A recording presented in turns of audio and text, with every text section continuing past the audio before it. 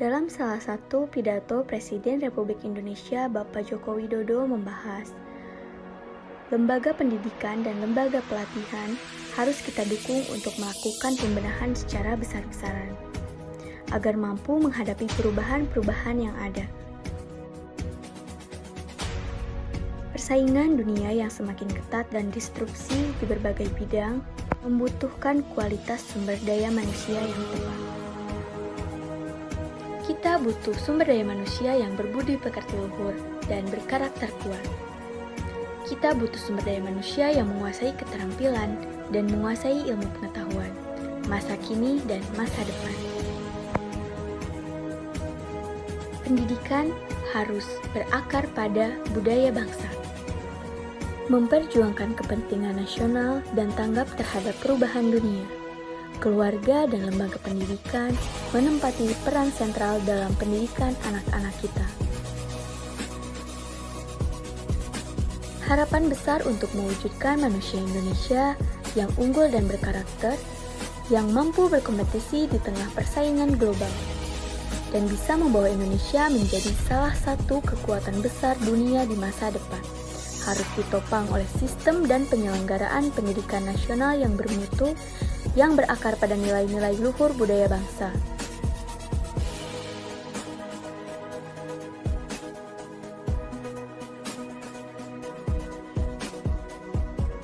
Salah satu upaya Kementerian Pendidikan dan Kebudayaan mengimplementasikan cita-cita luhur itu adalah dengan melakukan penguatan peran guru dan tenaga pendidik dalam ekosistem pendidikan.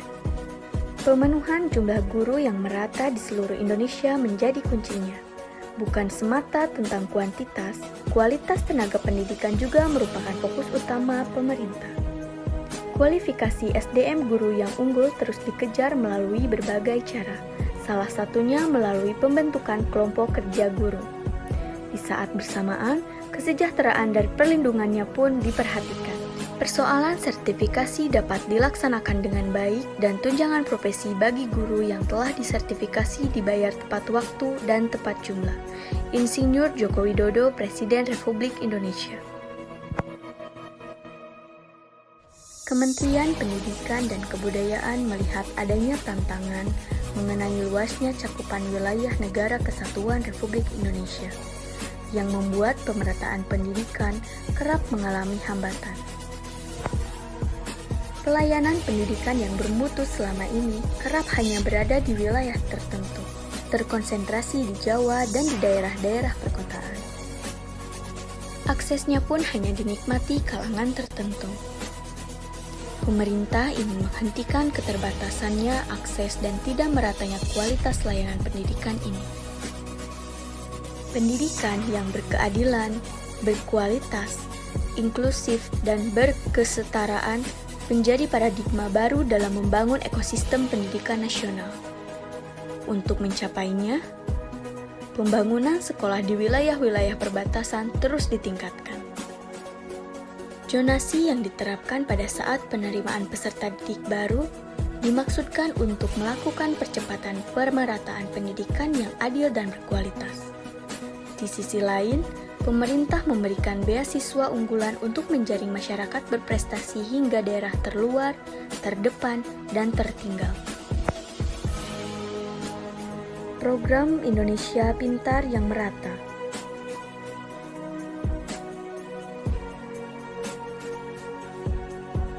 Bantuan operasional sekolah yang disebar ke seluruh Indonesia, serta percepatan pemenuhan standar sarana prasarana pendidikan, terutama di daerah tertinggal, terdepan, dan terluar, terus dikejar.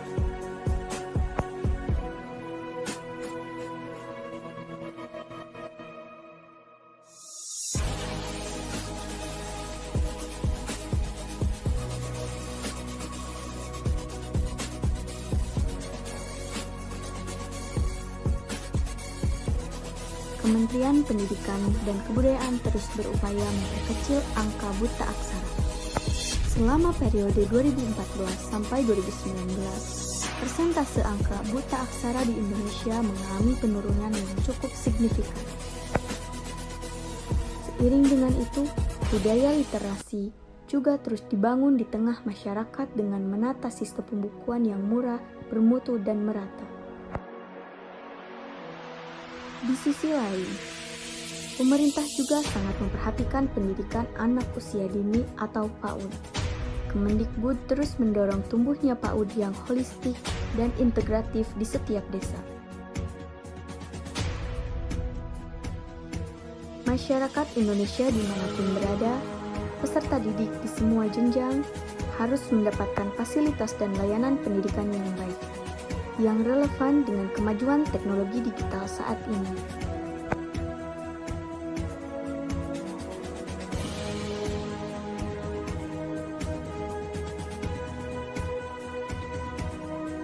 Pengembangan rumah belajar dilakukan untuk memfasilitasi pembelajaran berbasis digital, sehingga anak-anak bisa belajar dengan siapa saja, kapan saja, dan di mana saja. Dalam meningkatkan pembelajaran bermutu untuk mewujudkan revolusi karakter, Kementerian Pendidikan dan Kebudayaan berusaha melibatkan orang tua melalui komite sekolah. Pelibatan keluarga juga ikut didorong, termasuk pelibatan masyarakat untuk bersama-sama memajukan pendidikan. Program pendukung lain, baik melalui lomba, olimpiade, gala siswa, belajar bersama maestro, maupun pramuka, dengan semua upaya yang dilakukan bersama seluruh elemen yang terlibat dalam penguatan mutu pendidikan ini, terbukti siswa-siswa Indonesia berhasil meraih berbagai prestasi bergengsi di level dunia, mengharumkan nama bangsa dan negara. Selain itu, Kementerian Pendidikan dan Kebudayaan menerapkan beberapa standar, yakni dengan mengimplementasikan kurikulum 2013, Ujian Nasional Berbasis Komputer, UNBK, serta sistem akreditasi. Gerakan literasi nasional pun terus didorong dan ditingkatkan. Dalam bidang vokasi, Kementerian Pendidikan dan Kebudayaan melakukan beberapa terobosan, di antaranya dengan melakukan revitalisasi pendidikan vokasi pada SMK dan pendidikan khusus. Hal ini dimaksud untuk mencetak generasi yang siap bersaing di era revolusi industri 4.0. Pada saat yang sama, Kementerian Pendidikan dan Kebudayaan juga membekali siswa dengan kecakapan kerja dan wirausaha melalui kursus dan pelatihan, sehingga lahir siswa-siswa yang siap menunjukkan keterampilan di level dunia.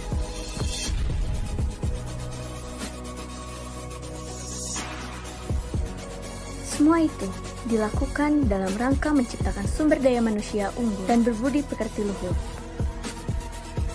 Penguatannya diupayakan melalui peningkatan kebudayaan dan bahasa.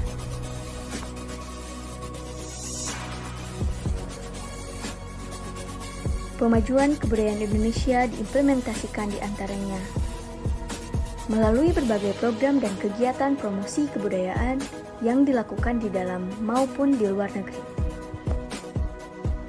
Dalam 5 tahun, jumlah cagar budaya, museum, dan desa adat yang dilestarikan dan direvitalisasi juga terus meningkat.